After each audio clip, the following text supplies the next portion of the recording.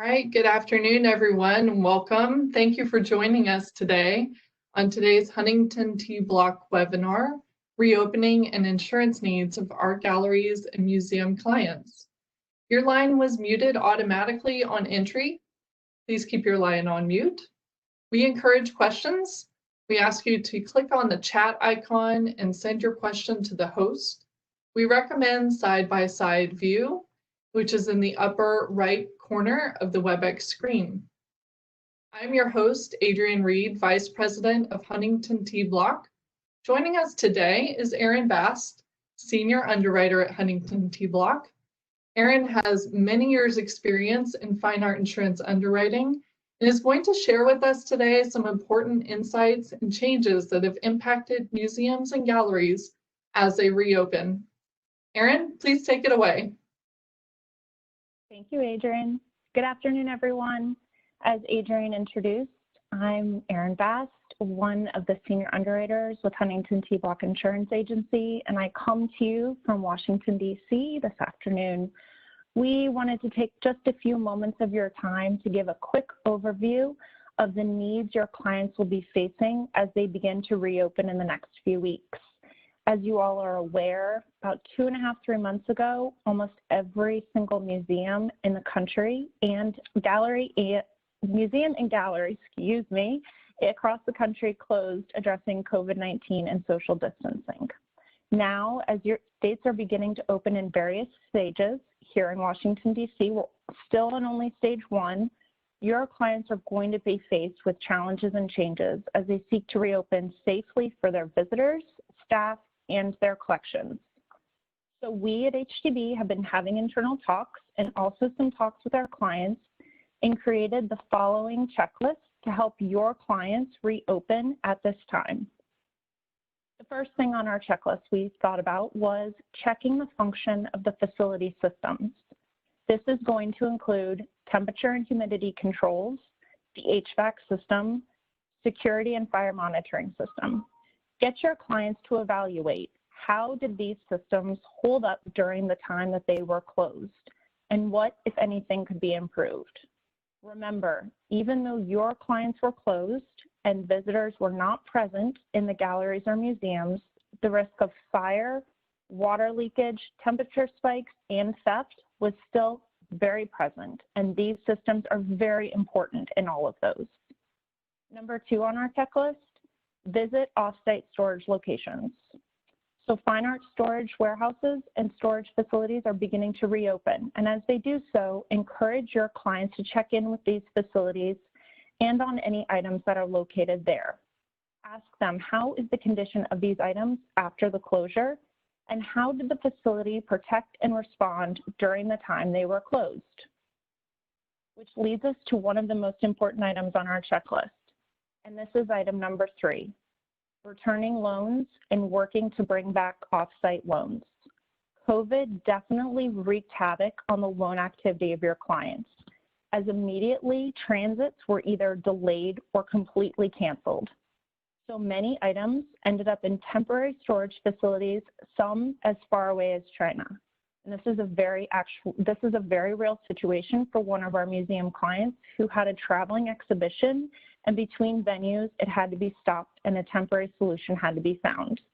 But do not worry, they found a fine art facility and the items were covered. We know many other clients were faced with covering loans, either items from consignments or exhibitions that were at their premises for longer than anticipated. And one of our clients, who is responsible for overseeing exhibitions between galleries and museums, had to work to extend coverage for their loans at various venues throughout the country. Again, these items were covered. Now, with reopening, your clients are tasked with identifying what needs to be returned to the lenders, what of their own property needs to come back, and where currently is it. For many of your clients, this is going to be no small task, and helping to identify this and work with them on it will be key. Which leads us to number 4. New transit protocols. With social distancing requirements of maintaining 6 feet between individuals, how your clients actually ship their items with fine art shippers is going to change. Shippers have been calling us and asking for our insight and opinions. And here we can tell you, as many of our clients are evaluating if it's safe to send couriers with high-valued shipments, we have one client who creatively worked around this situation. The client was in New York City and very recently arranged to virtually watch items in Japan that had been on loan be condition reported, packed, and loaded onto a fine art freight forwarder, again, creatively working around the social distancing requirements, which had couriers not present. Trust, communication, and creativity are going to be key between your clients and the shippers. And in discussions with transit companies, we've developed the following. Is it safe to send a courier at this time? If it's not, as in our example, can you do a virtual follow? Can there be 2 or more individuals present from the shipping company? Can your clients have a follow car? Could there be a phone call prior to drop-off with a designated safe zone at your client's premises? Or could the shipper email the client with photos of the items dropped off and need immediate receipt of approval from your client that the items are there prior to leaving? All shipping companies are more than happy to discuss these scenarios with their clients and how they're handling the changes for their companies. Shippers even recently joined members of the Association of Registrars and Collection Specialists, which is also known as ARCS, for a chat on this very topic, which you can find online. But why should you be concerned about this for your clients? Well, properly securing artwork and handling these collections and transiting them safely with care is key to ensuring the importance of these works going forward. So in step with this, your clients are now facing a new normal at their institutions with managing changes on how visitors can visit them safely and also at the same time securing the well-being of their employees. Your galleries and museums are going to be changing their layouts to comply with social distancing. Speak with them and make sure that these changes to their exhibition galleries still protect the art. For example, if doors are going to be propped open so that more people are not touching things anymore, make sure that the doors that are propped are not to storage locations and or the outside. If they are to the outside, that could lead to temperature spikes. While institutions are making these changes, remind and encourage them to check on the health and safety of their employees, because this is also a top priority. So with all of this change, there is the possibility that the art market will respond, and we at this time are not sure what this response will be. So number 7 on our checklist is to encourage your clients to review their collections and values and get new appraisals if needed. Also, we encourage you and your clients to watch the first auction that is set to occur since the closures. Christie's will be hosting a post-war impressionist and contemporary auction on July 10th. And I think, and my colleagues do as well, that this will be a strong signal of the art market's position after a period of time with no public sales. So now, hopefully, that this portion of the pandemic is behind us, it's time for your clients to develop an emergency pandemic plan. Many of your clients have already developed emergency evacuation plans in the past in response to fire, hurricane, earthquake, and terrorist attacks. It is now important for you to add pandemic and closures to these plans. Speak with your clients about what worked during their time being closed and what didn't. What overall was learned by your client? What steps could be used in the future to secure collections and the premises for long periods of time? Encourage your clients to not only write this down, but to share it with you and also include important contact numbers. Lastly on our checklist, with these closures, how did the coverage needs of your clients change? Did your clients realize that they had less exposure? Many of our museum clients realized they no longer had the loans and exhibitions that they had had previously. Or for our gallery clients, they worked very hard to return consignments to both lenders and artists prior to a global shutdown. speak to your clients about their current limits and if they need to reevaluate and reconsider these going forward. So you probably are wondering, how do we at HTB know all of this?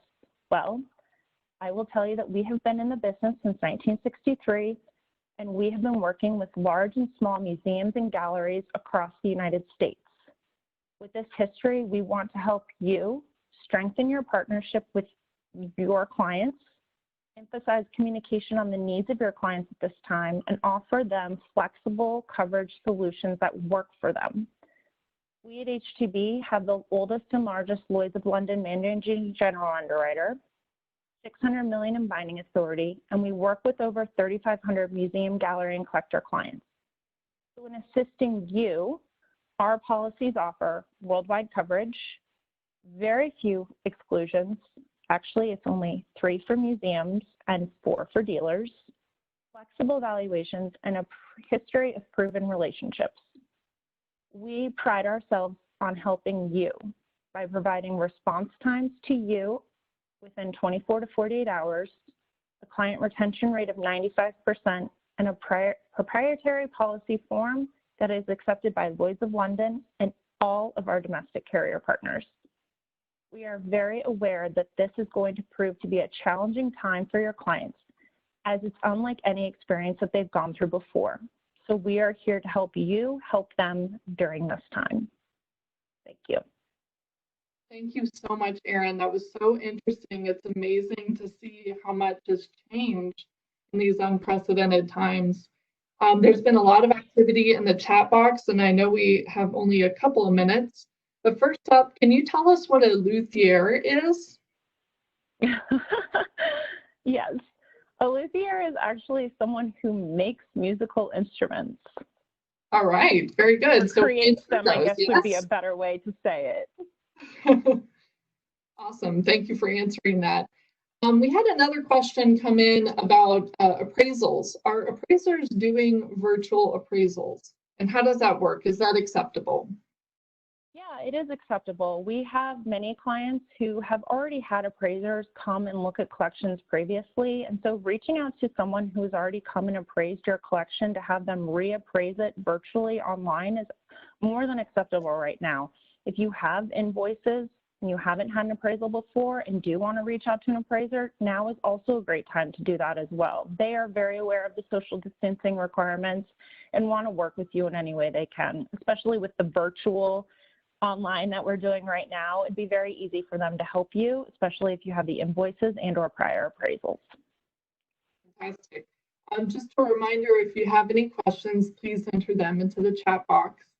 We had another question come in, Erin. It's actually more about business interruption and event cancellation coverage, but perhaps you can speak a bit to that in terms of if that contract wording would be changing, and if claims for from visitors bringing suit due to a transmission of COVID-19 to the museum, how that would be impacted.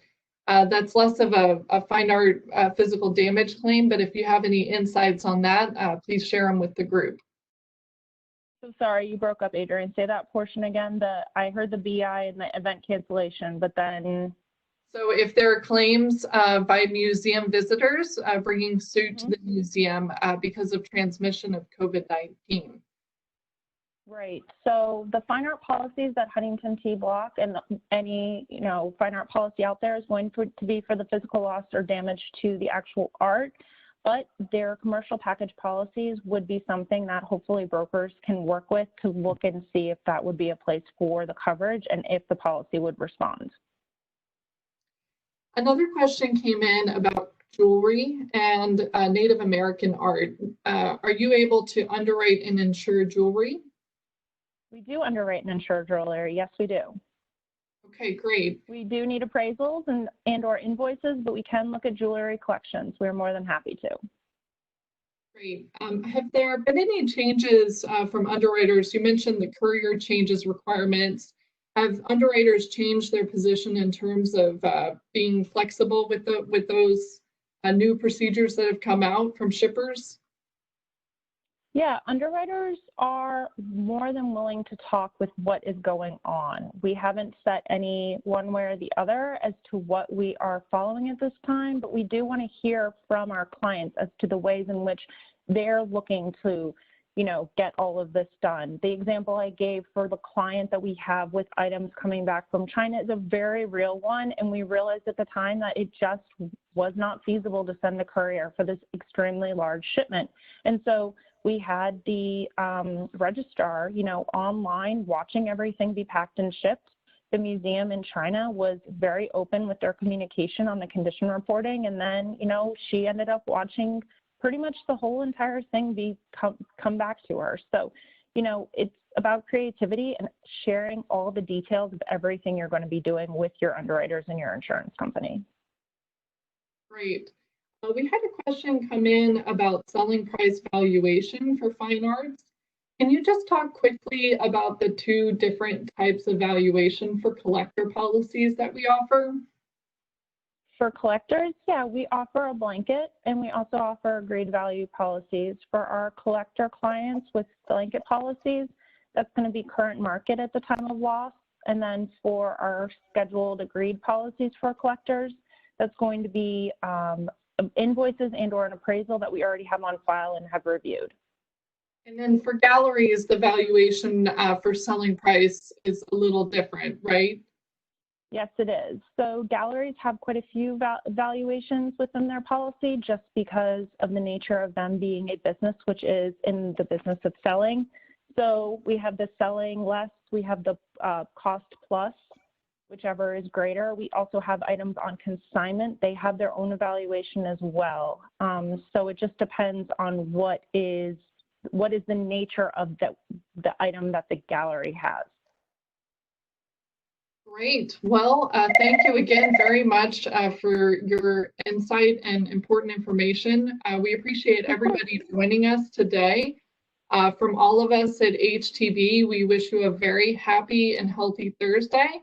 Take care, everybody. Thanks for joining us. Thank you, everyone.